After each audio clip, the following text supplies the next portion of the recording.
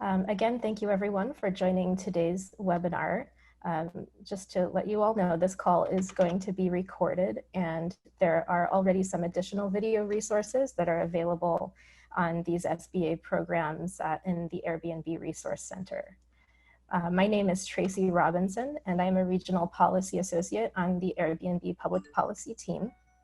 Today's webinar will cover the SBA's emergency relief programs that are available to some US Airbnb hosts.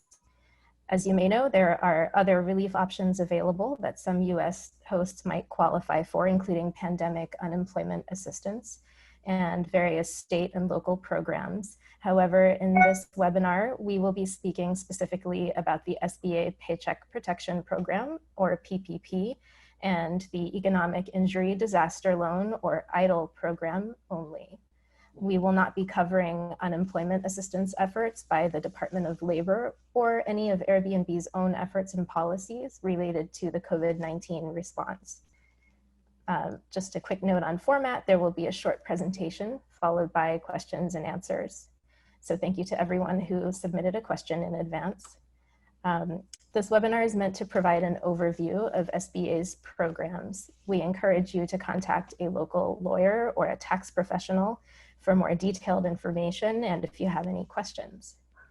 And as a reminder, for the latest information on Airbnb's COVID-19 response, please visit our resource center at airbnb.com/COVID. Now, I would like to introduce our guest speakers for today. We have Keith Friedman, who is an Airbnb host, and he is co-chair of the Home Sharers Democratic Club, and Julie Clowes, she's the San Francisco District Director at the SBA. With that all said, I'm going to go ahead and turn the presentation over to Julie and Keith. Thank you both very much for being here today. Thank you for having us. Julie, do you want to start? Sure, thank you. I'm going to go ahead and share my screen right now so that you can have a few visuals. So thank you to Airbnb for the invitation today to speak with your community. So I hopefully can provide maybe an overview for some people or updates for some people, depending on what kind of familiarity you may have or what other webinars you may have already listened to. But I do like to always start by kind of going over quickly the range of different programs that are available from SBA, because some of these things you might not have been aware of and they might be applicable to you. But quickly, I like to put them into two different buckets, I would say. There's like a debt deferment or relief bucket and then the loan bucket. So quickly, the debt deferment or relief program. So if anyone has an existing SBA disaster loan, if you've been victim of any natural disaster, whether it could have been wildfires or hurricanes, floods, tornadoes, any pre-existing SBA disaster debt, we have automatically gone ahead and deferred the payments on those loans through the end of the calendar year. So you as a borrower don't have to do anything to activate this. It's already been done for you. So just like to point that one out. The other program is if anybody out there has existing SBA debt. Maybe you had a 7A loan, a 504, or a micro loan even. Any of the existing SBA debt, we have a new program as a result of the CARES Act called Debt Relief Program. And we can pay the principal and interest for 6 months on this existing debt. So if you happen to have one of these loans, I recommend you go talk to your lender and make sure that they've enrolled you, so to speak, into this program. What's happening with this is SBA is actually paying the lender directly. So you as the borrower don't have to do any extra steps, only just talk to your lender and make sure that they have enrolled you in the program so that they can get paid by SBA pretty much on your behalf. But I know what people really want to talk about are the loan programs. So there are technically 3 different programs, although really the reality is only the 2 of them are more active right now. We do have an Express Bridge Loan Program, which is available through SBA's Express Lenders, which is a specific designation in the SBA world. And these loans are for up to $25,000. They're meant to be smaller amount of paperwork, more streamlined processing. It is done through the banks, through these express lenders. And again, the maximum on that is $25,000. And if you are interested in that program, you can read more information about that on our SBA.gov, and then they can also help you find one of these express lenders. But the 2 big programs, I think, are Paycheck Protection Program and the Economic Injury Disaster Loan Program, or EIDL. So I'm going to talk a little bit about these 2 and kind of do some comparisons and contrast. I do always recommend business owners before, just launching into applying for one of these programs, is to kind of take a minute and figure out what exactly do you need. Everybody's got a different situation. Some of you are business owners that have, maybe an LLC or other structure. Many others, you are just self-employed, and your needs can vary. So if you are a business owner that has a lot of other expenses, non-payroll expenses, for example, you have rent, maybe you have vendors or other accounts payable that are due, that should be taken into consideration when you're thinking about which programs to apply for. The PPP program is narrowly focused on payroll. The whole goal, the intent behind this program is to either keep people employed or to re-employ employees that you may have had to let go. So the program is very focused on this payroll aspect, and we're going to talk a little bit more about how you can calculate what that is, but just know that that's the intent behind the program. So there's not a whole lot of other things you can bundle into that. The Economic Injury Disaster Loan Program, on the other hand, is much more broad. It is a working capital loan that you can pay your ordinary business expenses with. And that can include payroll, but it can also include all those other expenses that you normally could have paid but for the effects of COVID-19. So the 2 programs are in some ways complementary. The new enhancement, if you will, to the Economic Injury Disaster Loan Program per the CARES Act is also this EIDL advance. And what this is, an advance of up to $10,000 that's available to you.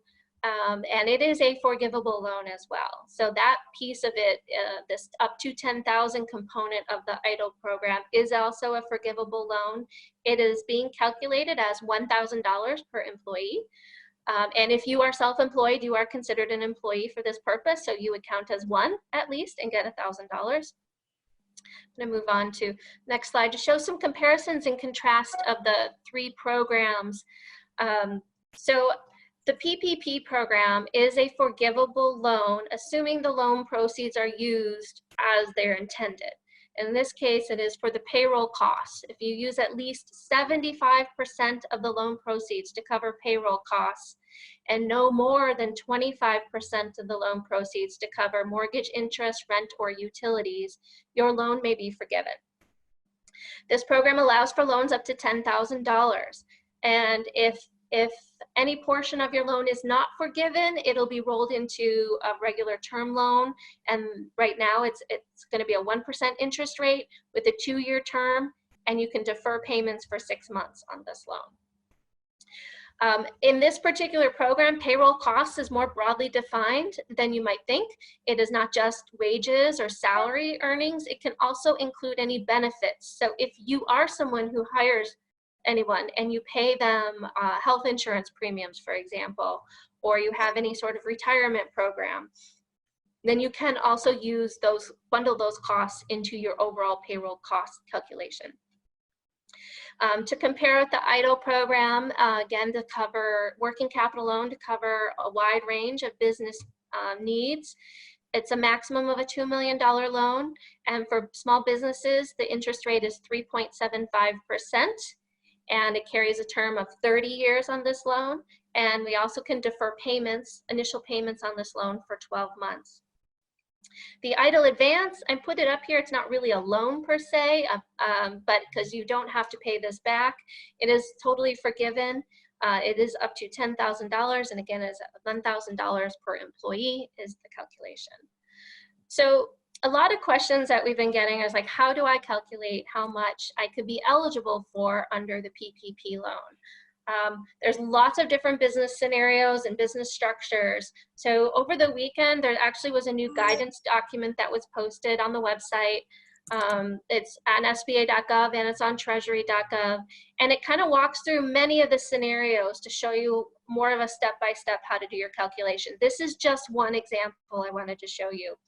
For anyone who is self-employed with no employees and who files a Schedule C, this is the way that you would determine how much you're eligible for. It's basically looking at the net profit that you report on the Schedule C, up to a maximum of $100,000, because any employee, including yourself, is capped for salary earnings at $100,000 for 2019. And then you're going to take that amount, divide it by 12 to get your monthly average, and then you're essentially going to multiply that monthly average by 2.5. So again, you'll take your salary, or in this case for Schedule C, your net profit, divide by 12, and then multiply it by 2.5. And that's how the basic calculation is going to work for any form of business, including if you have employees. You would look at, the W-2s or the 941s, depending on how you pay your employees. And you would add in all those costs into your salary and then into any of the business benefits. This one's really hard to read, but it does give you a little bit more. Actually, I'm going to jump to the corporate one. You'll add in all of those expenses to get your payroll, again, then divide by 12 and multiply by 2.5. If you weren't in operation as a business for all of 2019, that's okay. Instead of dividing by 12, you'll just divide by however many months you were in operation. You do have to have been in operation since, established in an operation since February 15th of this year in order to be eligible for the program. And I do want to show you, I did highlight, if you look, while you might not have traditional salary, the key things to look for that are reportable or can count in this equation are things like net profit or net earnings from self-employment, depending on how you're structured and how you report on your tax returns. So that's the very, very quick overview. And I know we have a whole lot of questions, so I'm going to save some time for that. But I do encourage you to reach out to SBA. I know you guys are probably watching this from all parts of the country. So this is some of the Northern California resources, but all of our we have district offices everywhere. And we also have resource partners everywhere. These are programs like the Small Business Development Center, SCORE, Women's Business Center, or Veterans Business Outreach Center. All of these programs offer free business advisors. And they're all ramped up and ready to help you right now, albeit we're doing it by phone and email these days. But if you want some help figuring out what's best for you, your business, what programs you should tap into, how do you do these calculations, I do encourage you to reach out to a local business advisor because they are free of charge and they can really help you make some informed decisions right now. And I'll just leave there lots of information on the SBA website on all of these different programs. And I just want to leave you with that, but I know I'm going to stop sharing my screen, I think, so we can get into questions and answers. And the one resource to remember is just to go to sba.gov and you will see all the COVID-19 related information readily available for you. So. Thank you, Julie. That was all very helpful.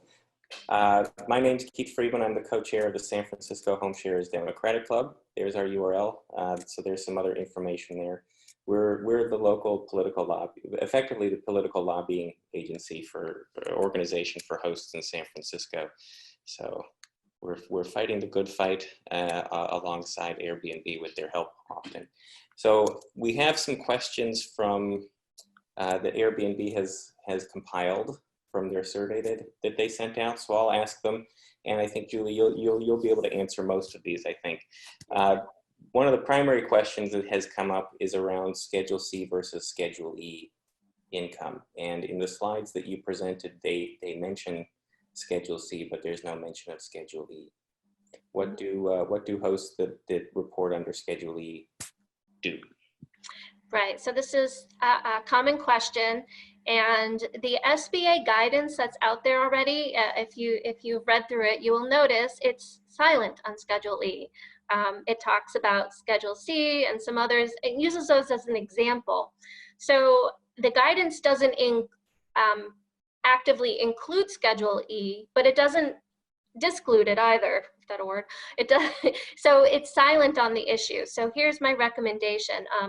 Is to look at the way those calculations are made. If you looked at the Schedule C, for example, and take the equivalent, the net profit or the net earnings that you report on Schedule E, and use that as your baseline calculation and still do the same kind of math. Take your baseline from 2019, the net, divide by 12, and then multiply by 2.5, and that will give you a number, and that would be your maximum amount available to you under the PPP program. So some lenders have said that they're not going to accept Schedule E. So our advice, the advice we've been given, is for people to just keep looking for another bank, because each bank is interpreting the rules on their own. And so if your bank has turned you down for Schedule E, there's a lot of fintech and other options. And as the HSDC encounters banks that are willing to accept those loans, we'll update our webpage with links to any banks that are accepting Schedule E income. The next question is, I think you answered it in your slides, but it's around how to compute payroll for a sole proprietor. The concern is when we go to ask for loan forgiveness, the bank's going to ask us to prove that we spent the money on what it was supposed to be spent on. And how does a sole proprietor demonstrate that they spent the PPP money on paying themselves? Yeah, so the same documentation you're going to use on the front end to demonstrate that you legitimately had these expenses as the documentation you're going to use on the back end. So on the front end, for example, you may be asked to produce, copies of bank statements, for example, that show money went into your account through the year, and that's how you got to, your net number and your overall calculation. Okay. So I would just be prepared to have documentation that shows, if you make regular payments from one account to another, let's say from a business account into a personal account, that's what I would use. If you only have one account, I would just be super, super careful about how you document and try to keep really, really good records to show when you're paying yourself or if you have any of these other authorized expenses. So yeah, so most of us, we just have our Airbnb transaction history, and the payments from Airbnb go into our personal checking accounts. So that should work. That should be okay. The next question is around applying for the EIDL loan. The funds are no longer available. Is there any idea when people will be able to start applying for the EIDL loan? Yes, I was really hoping I could make a announcement today, but unfortunately I don't have the exact date yet. It is coming. We did get more money appropriated to us in this fourth round of legislation that reauthorized the money for the PPP program. So there is more money that has been appropriated, and we will be able to reopen the application. I do believe with this round of legislation, there were some minor tweaks as far as eligibility, and it expanded some eligibility for EIDL. So I think they're making some of those tweaks to the application before they relaunch it. It again will be available through the SBA.gov website, and we'll be broadcasting it widely, across all the district offices, I'm sure. So you can watch the website or watch for our announcement. Okay, and there are also questions about can you apply for both? And I think the answer is yes, you can apply for both EIDL and PPP. They serve different purposes, right? Yes, just as long as you're not using it for the same purpose. So if the only expenses you have are basically what would go for salary under PPP, you might not be able to do the same exact expenses under EIDL. So it may not work if you're truly self-employed and don't have any additional expenses other than paying yourself. But in theory, yes, you can apply for both as long as you don't duplicate the need. And if you do get an EIDL grant, for most hosts, that's going to be $1,000. That counts against the PPP loan forgiveness. Yes, it can, because they're both forgivable. So do you know if that means that we would have to pay it back under the 3.75% EIDL interest, or would we be paying that grant back under the PPP 1% interest? In the worst case scenario, it would roll into the PPP at the 1% interest level. So, but we're part of what we're waiting for also is more detailed guidance on the forgiveness portion. So once we get that, we'll have we'll be able to answer some of the questions that people are having around the forgiveness piece with more specificity. Okay, the next two questions are about internationals, but they're a little different, so I'll ask both of them. Some people host, they're US citizens and they host in the US, but also host in maybe a vacation rental they own in another country. How does that work? Because they've lost income in both.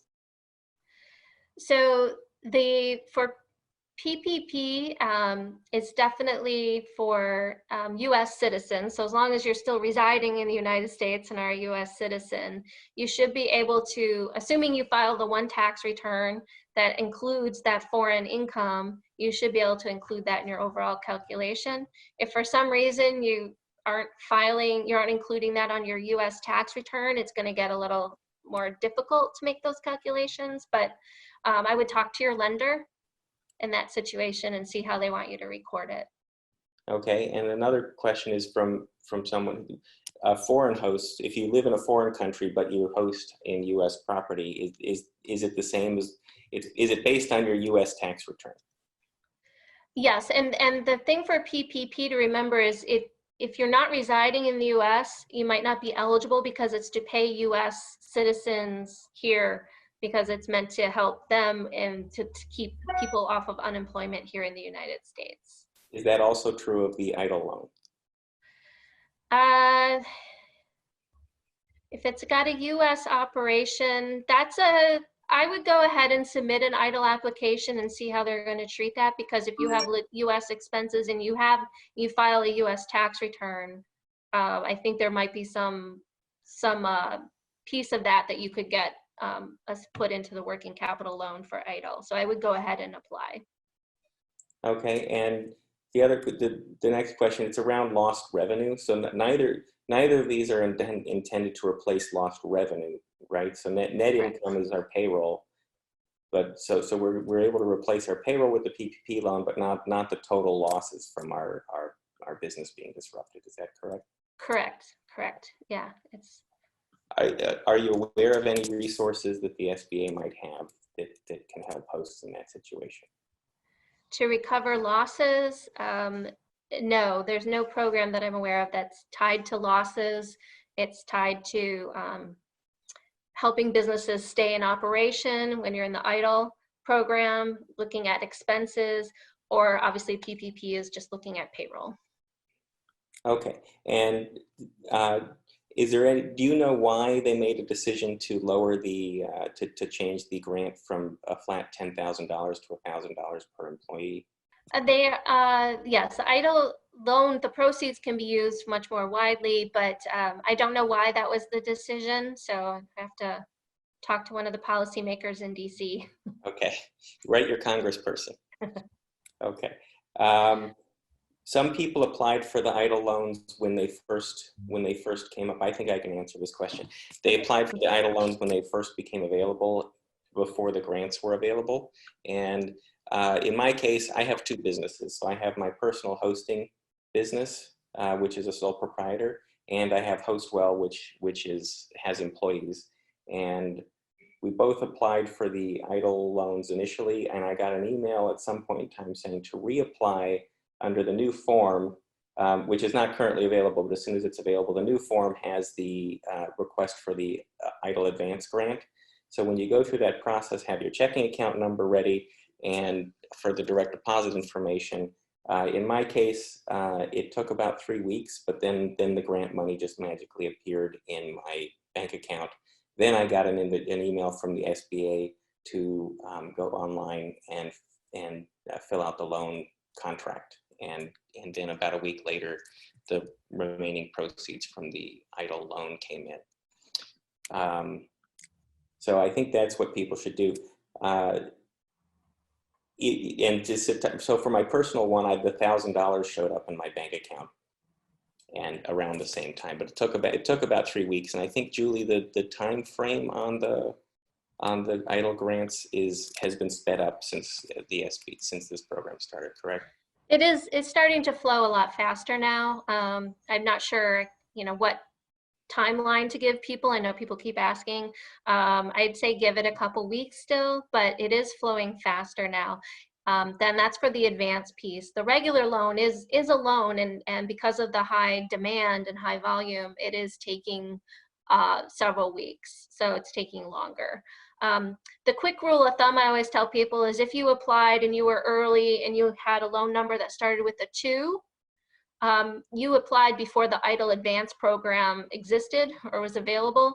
And so when we reopen the application, you might want to go back in and apply so you can be considered for the EIDL Advance.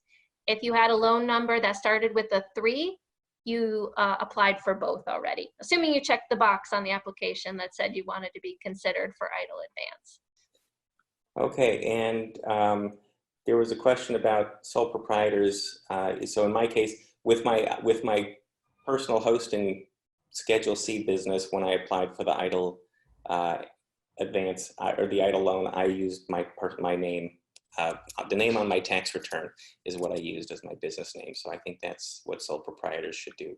If you happen to be a host who has incorporated under a structure or something, then use your legal business name.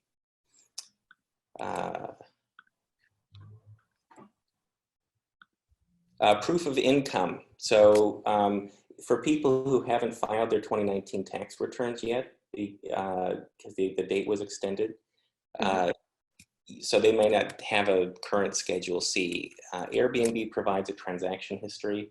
Is that something that the SBA would accept as proof of revenue for the EIDL loan program?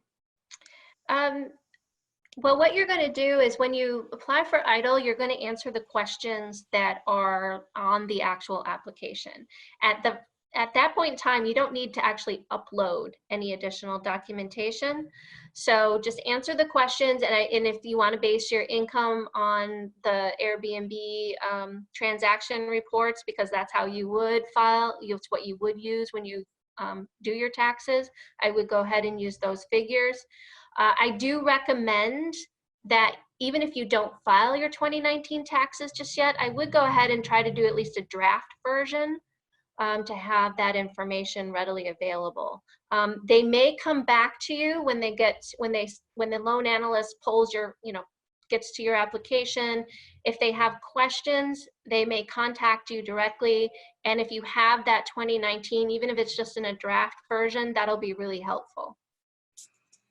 And another piece of advice I got from a lender was to apply for the PPP loan with multiple banks at the same time, and first come, first serve. So for example, Hostwell applied with Wells Fargo a long time ago, but because we're a relatively small customer of theirs, even as of Monday morning, I was getting an email from them stating, hang in there, we're working on it. So I found a fintech lender on Monday morning, reapplied with them.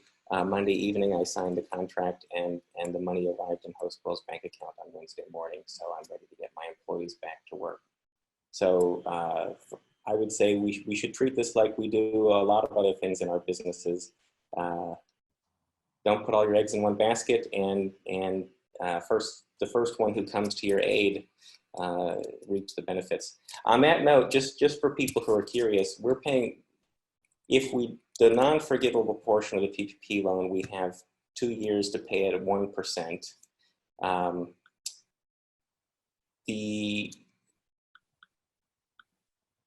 The SBA, is the SBA making the payments for the first 6 months, or is the loan deferred? The interest. It's deferred for the first 6 months, yeah. So that 1%, even for me, even if some of it isn't forgivable, the 1% loan is really, really quite helpful. But the SBA is paying the lenders 5%. Well, there is, if you look at the rule, there is a fee structure that SBA is paying the banks, but you as a borrower do not have to pay any fees, and that should not be passed on to you at all. So if that ever happens, you need to report that in, because that should not be happening. But Right. yeah, We just wanted to, the curiosity has come up. It's not in Airbnb's questions, but people are asking, why aren't the banks taking us? Because Airbnb hosts most of us, we're not getting a $20 million loan. You know, we're getting a few $1,000s here and there. And we're just wondering why banks aren't so eager to get our business. But it sounds like they're getting fairly compensated. They're getting some compensation, and honestly, I mean, the banks are as inundated as everyone else too. So that's part of the reason, you know, it's from extra craziness right now. I mean, everybody, the need is so great that they're just, every single bank of every size and every structure has been inundated with applications and requests. So that's why I tell people, it's like, I know it adds an extra layer of challenge, but one thing SBA has done and still continues to do is onboard more banks and more non-traditional lenders and credit unions especially. So if you're a member of a credit union, that's another avenue to explore, because we've onboarded a bunch of brand new credit unions too. So that sounds good. So apply if your bank or credit union is not gonna help you, take your business to someone who will. I think that's all the questions that we've compiled. If your question wasn't answered specifically, it's because the Airbnb team they've been working on this for days, and they did a really good job of consolidating duplicate questions down to shave off some time. So I do want to thank the whole team at Airbnb. A lot of those of us who participate in these webinars don't really understand how much work goes on behind the scenes, and the Airbnb team has really been at this for I think a couple weeks now. So thank you. Thanks, Julie, very much. I know you've been giving these things for several weeks now also, so much appreciated. So yeah, thank you. Thank you to the team for the invitation to speak today, and you know, just let everybody know that, you know, SBA is still open for business. You know, reach us through our emails and our phone lines. And if you're somewhere outside of Northern California, please reach out to my colleagues and let them connect you with the resources to help you. Sarah, do you want to take over? Great. Thank you, Julie and Keith, for that very helpful presentation and for addressing all of those questions. Thank you to the attendees for joining this webinar. And just a quick note of thanks to all of the hosts out there, like you on this call, who sent over 100,000 emails to members of Congress in support of this relief package. We want you to know that your advocacy was instrumental in ensuring that Congress extended support to our community.